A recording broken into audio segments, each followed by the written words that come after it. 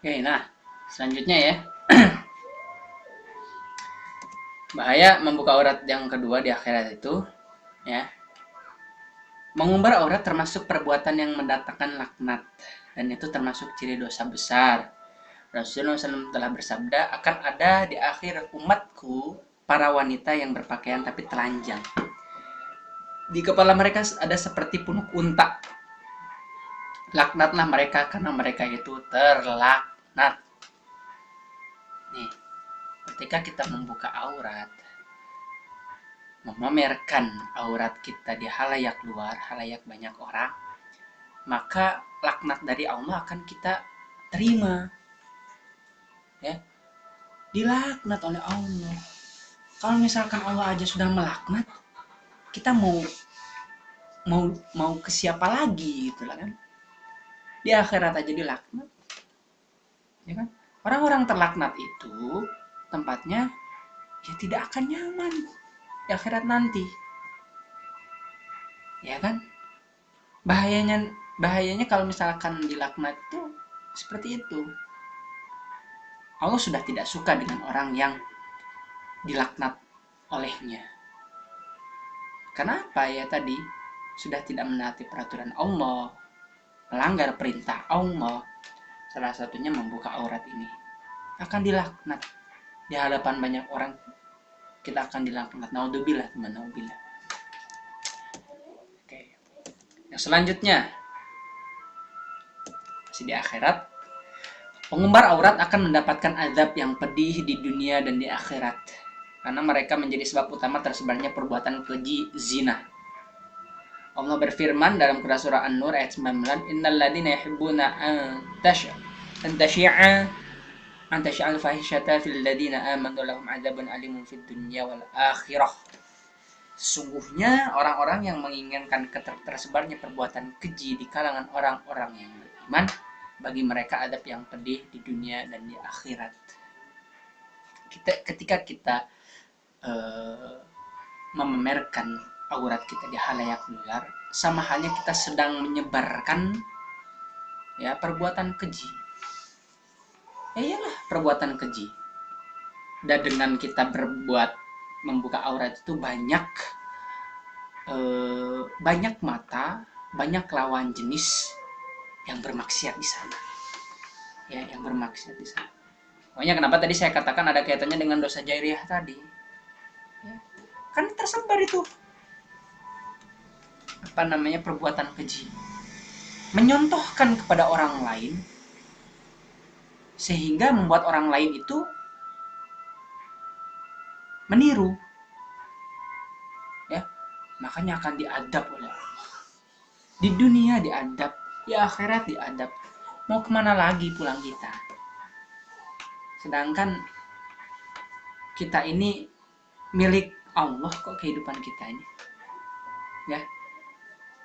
Jadi ayolah hindari adab dari Allah ini. Salah satunya dengan menutup aurat. Naudzubillah kalau misalkan kita sudah diadab oleh Allah. Tidak terbayangkan bagaimana sakitnya, perihnya ketika diadab oleh Allah. Selanjutnya, ya,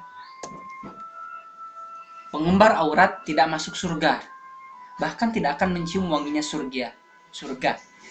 Sebagaimana Nabi SAW bersabda, ada dua golongan penduduk neraka yang keduanya belum pernah aku lihat. Yang pertama, kaum yang memiliki cambuk-cambuk seperti ekor sapi yang digunakan untuk memukuli orang. Ini orang yang suka zalim kepada orang lain, ya, menyiksa orang lain dan sebagainya. Yang kedua, para wanita yang berpakaian tapi telanjang. Mereka menggoda dan jalannya berlenggak-lenggok. Kepala-kepala mereka seperti punuk unta yang miring. Para wanita itu tidak masuk surga, bahkan tidak mencium wanginya surga, padahal wanginya bisa tercium dari jarak perjalanan sejauh ini dan itu. Ya. Jadi jangankan masuk surga, mencium wanginya itu aja enggak. Dan ketika di akhirat nanti ada sebuah penjelasan bahwa jarak perjalanan sejauh ini dan itu sekitar 500.000 kilometer pun sudah tercium itu wangi. Kalau misalkan di ini ya, diukur jarak dunia, 500 km itu sudah 500.000 kilometer itu sudah tercium wanginya surga. Nah kalau misalkan mencium wangi surga aja enggak, gimana mau masuk surga? Kan gitu. Ya. Bahkan ada sebuah alkisah. Ya, ada sebuah alkisah. Sebuah alkisah ini Masya Allah perlu kita renungi. Suatu saat ada seorang wanita yang ahli ibadah. Sholatnya tidak pernah tertinggal. Puasanya bagus. Sedekahnya jalan terus. Ya. Tapi ketika di akhirat dia tidak bisa masuk surga. Ya. Ketika pintu surga itu dibuka, orang lain mendekat, dia malah menjauh. Ternyata satu amalan yang menghambat dia masuk surga, yaitu dia tidak menutup auratnya. Makanya percuma sholat rajin, sedekah terus-terusan, ya kan? Ngaji, khatam sudah berpuluh-puluh kali, ya kan? Puasanya bagus, tapi kalau misalkan tidak menutup aurat, hilang itu amal ibadah, nggak ada nilainya. Ya, makanya ayo tahun, kamu misalkan ditanya pilih mana, ke surga atau ke neraka, semuanya pasti jawab. Orang yang normal pasti menjawab pingin masuk surga. Ngan ukur pingin hungkul, tapi perintah Allah menutup aurat tidak dilaksanakan, percuma. Ya, percuma. Nah, ini penegasan, hati-hati, ayo jaga diri kita. Ya, jangan sampai kita gagal masuk surga gara-gara tidak menutup aurat. Ya, seperti itu. Nah ini, kalau misalkan sudah tidak masuk surga berarti masuk mana? Masuk neraka. Dan ini hadis ini jelas menggambarkan siksaannya itu bagaimana. Rasulullah bersabda, wahai Ali, pada malam Mi'raj ketika aku pergi ke langit, aku melihat wanita-wanita umatku dalam azab dan siksa yang sangat pedih, sehingga aku tidak mengenali mereka. Oleh karena itu sejak aku melihat pedihnya azab dan siksa mereka, aku menangis. Kemudian beliau bersabda, aku melihat wanita yang digantung dengan rambutnya dan otak kepalanya mendidih. Rasulullah bersabda, wanita yang digantung dengan rambutnya dan otak kepalanya mendidih adalah wanita yang tidak mau menutup rambutnya dari pandangan laki-laki yang bukan mahram. Nah itu siksaan. Gambaran siksaan nanti di neraka itu. Ini rambut ini digantung, habis itu otaknya meleleh, ya, mendidih, dimasukin yang namanya bara api neraka. Kita aja kena api sedikit aja di dunia gitu kan sudah kulit kita aja, tangan kita kena api sedikit langsung kan wah sakit gitu kan, apalagi ini di otak, di kepala kita dicucurkan air api neraka gitu kan. Nggak kebayang gimana itu hancurnya itu wanita disiksa karena perbuatannya membuka aurat.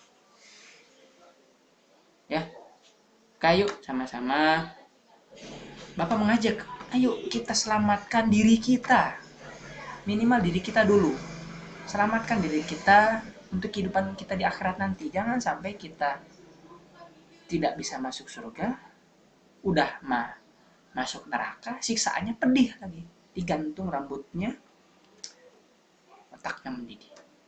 Silahkan kalian bayangkan sendiri bagaimana pedihnya siksaan tersebut di neraka nanti.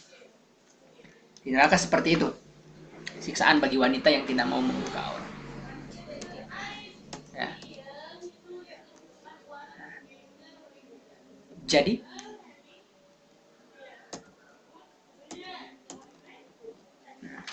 sudah sampai tahap keberapa kamu dalam menutup aurat? Ada di sini yang masih nomor 1 ada ya. Alhamdulillah ya nomor 1 teing mah gitu nya. Nomor 2 ada ya. Nomor 3 nah, dari yang mini paling mini ya pakai celana 3/4 ya. Selanjutnya nomor 3 ada banyak pasti. 4 sudah pakai baju udah pakai celana, pakai baju 3/4, pakai ciput ya. Apa itu ciput ya gitu ya. Yang kelima sudah ada yang seperti 5 ya. 6 ya. 7 ya kan pakaiannya mulai longgar, kerudungnya mulai menutup dada, tapi masih pakai celana ya kan, belum pakai kaos kaki. Nah yang ke-8 ini ya, sudahkah kalian mencapai nomor 8 ini? Ingat, semakin ke kanan ya semakin disayang Allah. Kalau semakin ke kiri itu disayang setan, dibelai kamu sama setan itu. Makanya wanita-wanita yang membuka aurat itu banyak belayan apa namanya laki hidung belang ya, sama aja dengan setan kan itu ya, penjelmaan setan, perbuatan setan ya. Yuk kalau misalkan mudah-mudahan lah minimal sudah sampai 7 lah gitu ya, sudah sampai 7 tingkatkan ya. Kalau misalkan saat ini ada yang masih merasa nomor 1, 2, 3, ayo tingkatkan satik weh ya, sedikit-sedikit. Nah, dalam waktu 1 minggu misalkan akhirnya bisa sampai nomor 8 kan ya. Insya Allah kok kalau misalkan niatnya kuat, nomor 8 ini tidak ada kesulitan kok ya. Permasalahannya itu mau atau enggak, itu aja. Kalau misalkan sudah tahu resikonya, masa iya masih berani membuka aurat? Nah seperti itu ya. Oke. Nah, kesimpulannya mau sampai kapan kau tumpuk debet dosamu, jangan sampai kamu menyesal di akhirat nanti. Allah always look up to you every time, every day until you die. Ya, nah, sudah mulai sekarang niatkan dalam hati untuk menutup aurat. Ya, gunakan pakaian-pakaian yang syar'i. Tidak apa kalau misalkan pakaiannya syar'i agak mahal, tidak apa. Yang penting kamu tidak menimbulkan dosa. Ya, itu. Ya, itu penjelasan dari Bapak terkait materi menutup aurat ini. Ya, mudah-mudahan ada manfaatnya untuk kalian semua dan bisa menjadikan bahan mengoreksi diri dan meneguhkan hati kalian semua agar segera menutup aurat dengan pakaian yang sesuai syariat agama Islam. Oke, cukup dari Bapak ya. Kita kurang lebihnya mohon maaf ya, pasti Bapak banyak kesalahan dalam menjelaskan materi ini. Yang benar itu datangnya dari Allah Subhanahu wa taala dan yang salah itu murni datangnya dari saya sebagai manusia yang banyak kekurangan. Ya, kita tutup dengan doa kafaratul majelis. Subhanaka Allahumma wa bihamdika asyhadu an la ilaha illa anta astaghfiruka wa atubu ilaik. Wallahu a'lam bishawab. Kurang lebihnya mohon maaf. Assalamualaikum warahmatullahi wabarakatuh.